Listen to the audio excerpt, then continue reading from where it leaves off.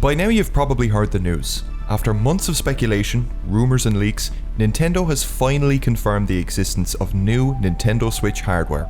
Is it the XL 4K Pro grade Wonder Tab some communities were expecting? No. It's the Nintendo Switch Lite, a colourful, handheld-only variant of the base console that will retail for $200. If this were any other machine, any other company, we could probably leave it there and move on to bigger and better things. But I genuinely believe there's more to the story here than initially meets the eye. So let's take a look. What are you hiding, Doug? Tell me your secrets.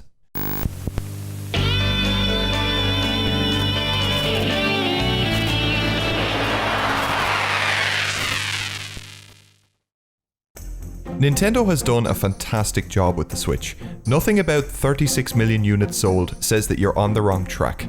But with next generation hardware slowly coming into focus as we draw closer to next year, I'm sure there's at least a little bit of anxiety beginning to build over at Nintendo HQ.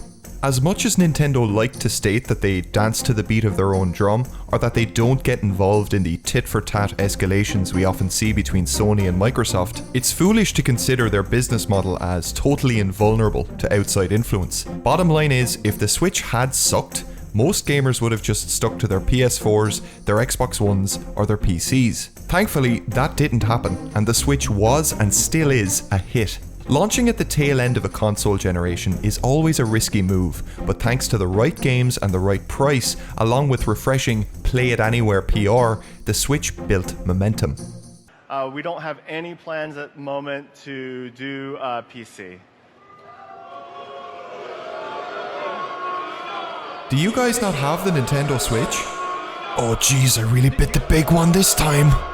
Earlier this year, I published a video where I discussed the potential money moves Nintendo could and would make throughout 2019. One of my key points was in relation to new hardware, and I basically said that whilst I didn't think we'd see a pro-grade overhaul to the console specs, we would likely see a smaller revision focused on working out some of the kinks in the Switch's hardware, such as heat, battery life, and the frankly hit or miss quality control.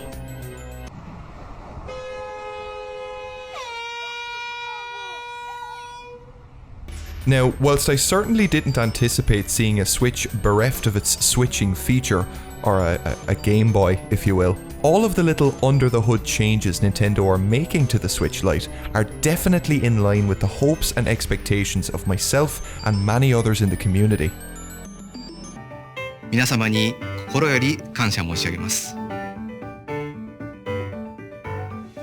For starters, Tech Sleuth's Digital Foundry recently posted a video discussing some fresh information directly from Nvidia, which seemed to support the rumours of a revised Switch model with room to improve in the future. And this makes perfect sense given what we now know. The meat of these changes involved the size of the Switch's CPU being shrunk down, and as a result of that, the chip now uses less power and generates less heat, no doubt facilitating the existence of the Switch Lite and its noticeably smaller cooling system.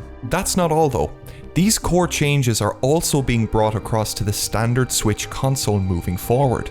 An FCC filing made public in conjunction with the Switch Lite's reveal detailed some changes coming to the current Switch model's CPU, mainboard, and flash storage. Back when the Switch was originally being designed, it was an unproven idea, coming off the back of a colossal failure for Nintendo. It made perfect sense for Nvidia to use existing components that were cheaper to produce, instead of pumping money into R&D for a console that could have flopped harder than the Wii U. It could have even flopped harder than the Virtual Boy, and that's who I am. Now that the Switch has sold nearly 40 million units, I'm sure the relationship between Nvidia and Nintendo has gotten warmer, allowing them to divert more resources into producing parts more closely aligned to the Switch's requirements. The fact that Nintendo is going to the trouble of implementing the Lite's changes into existing models says an awful lot about the progress they've made in improving the overall design. Who are you? I'm actually the Switch Pro, mate. Shifting gears for a moment into the subjective zone, I've never been a fan of the Switch's hardware. I love the games, I love the convenience, but I've always felt that the hardware itself leaves an awful lot to be desired.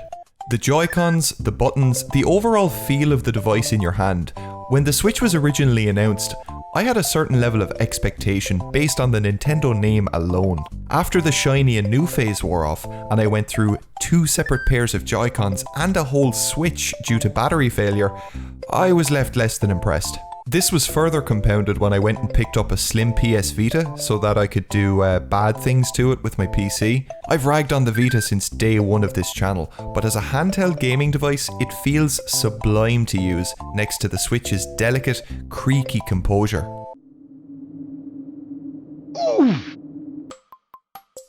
CNET were nice enough to publish a brief hands-on with the Switch Lite to coincide with its reveal. Cheers lads. And the one line that jumped out to me the most was this. And it's rock solid, with pretty much the hardware build I expected. It feels like a cousin of the 3DS. For me, that makes the Switch Lite an instant buy. Obviously, I'd much prefer to just be happy with the current Switch's hardware, and not everyone has the same experience, or outlook, or gigantic monster hands as I do. But it is a move in the right direction in my book, and it paints a very pretty picture moving forward for Switch. In terms of being the new kid on the block, Nintendo knows that the Switch has one holiday left in the limelight. Not only that, but there's a Metroid Prime 4 sized hole in the Switch's release calendar, which could have prompted the reveal of Breath of the Wild's sequel at this year's E3.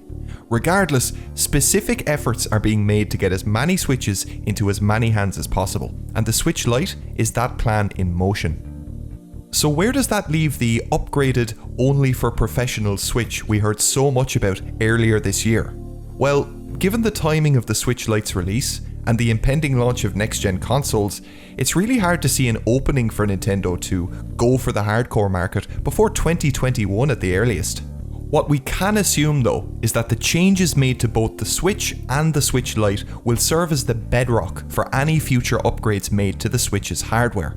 Better yet, existing games could benefit from these changes as soon as this year.